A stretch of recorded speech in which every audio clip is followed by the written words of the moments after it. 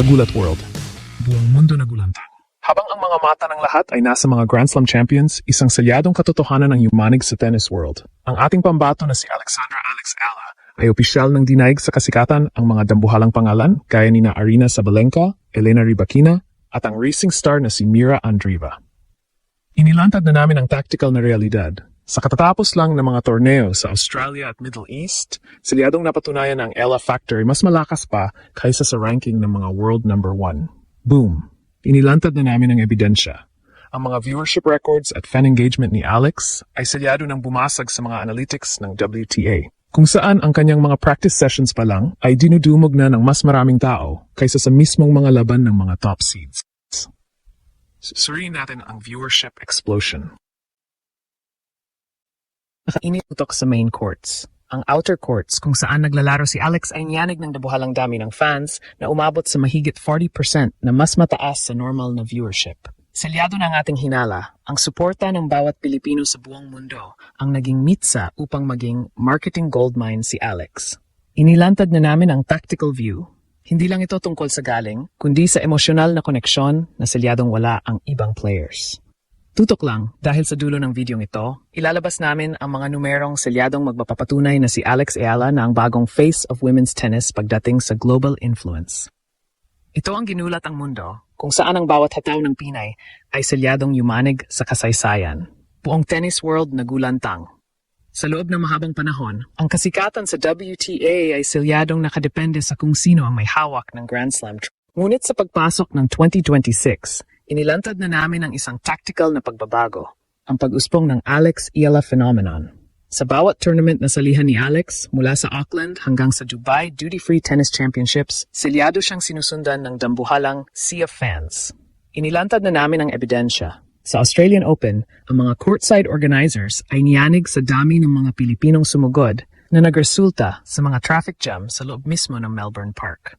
Sinasabi ng mga ulat na ang attendance sa mga laro ni Alex ay selyadong lumalampas sa seating capacity, isang bagay na bihirang mangyari kahit kina Elena Rybakina o Aryna Sabalenka.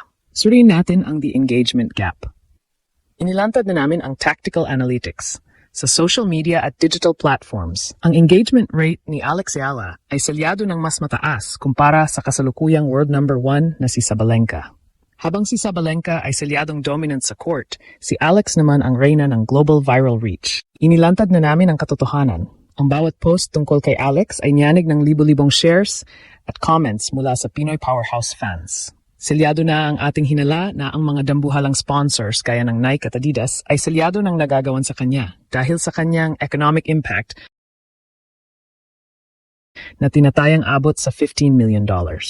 Talakayin natin ang the crowd magnetism. Sa Abu Dhabi Open, inilantad na namin ang tactical view kung paano selyadong niyanig ni Alex ang stadium. Kahit laban sa mga top-ranked players gaya ni Mira Andreeva, ang hiyawan para kay Alex ay selyado ng mas malakas.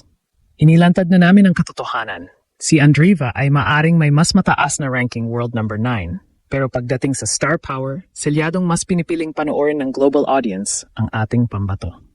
Selyado na ang ating pananalig na ang impluensyang ito ni Alex ay hindi lang basta hype. Ito ay selyadong bunga ng kanyang pagiging trailblazer para sa isang bansang nauuhaw sa tagumpay sa tennis.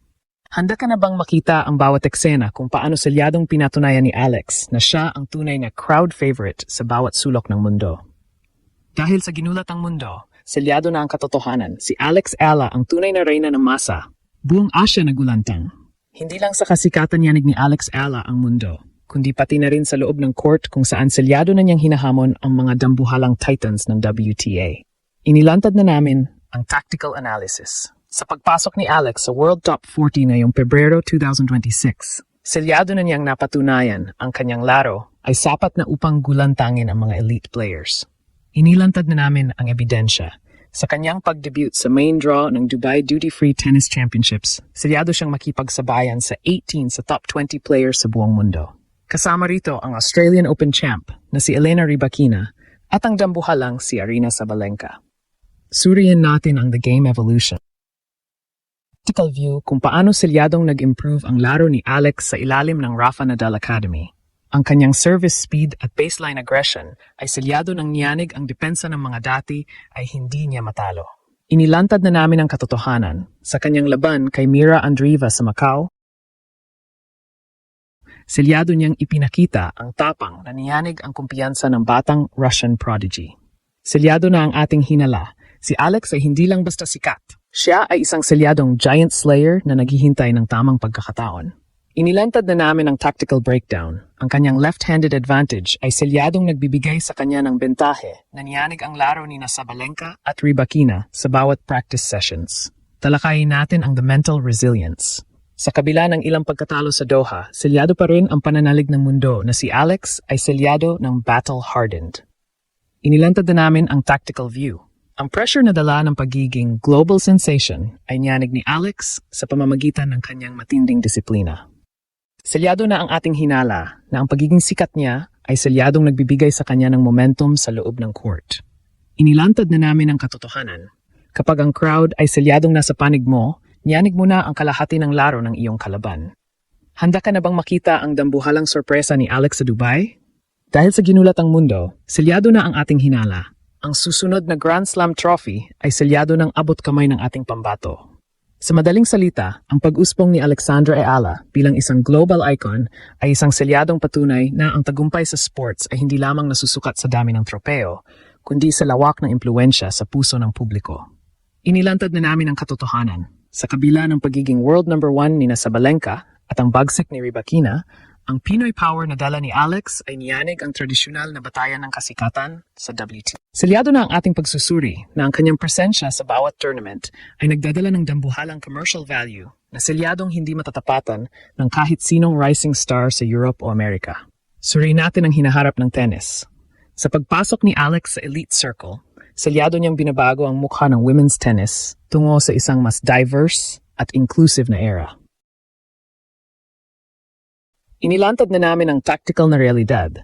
Ang suporta ng milyon-milyong Pilipino ay niyanig ang digital analytics ng bawat torneo na nagpilit sa mga organizers na selyadong bigyan siya ng prioridad sa main courts at primetime slots. Ang kasikatang ito ay hindi lang basta hype. Ito ay selyadong bunga ng kanyang husay, kababaang loob, at ang inspirasyong hatid niya sa bawat nangangarap na atletang Asyano. Selyado na ang ating hinala na ang marketing machinery sa likod ni Alex ay niyanig na ang mga dambuhalang tatak. At selyado nang nasa kanya ang susi upang maging pinakamayamang female athlete sa kasaysayan ng bansa. Selyado na ang ating pananalig. Ang pagdaig niya kina Andreeva at iba pang titan sa aspeto ng popularidad ay selyadong simula pa lamang ng kanyang paghahari. Inilantad na namin ang katotohanan. Habang ang iba ay naglalaro para sa ranking, si Alex Ayala ay naglalaro para sa isang buong bansa at ang selyadong pagmamahal na iyon ang niyanig ang pundasyon ng world tennis.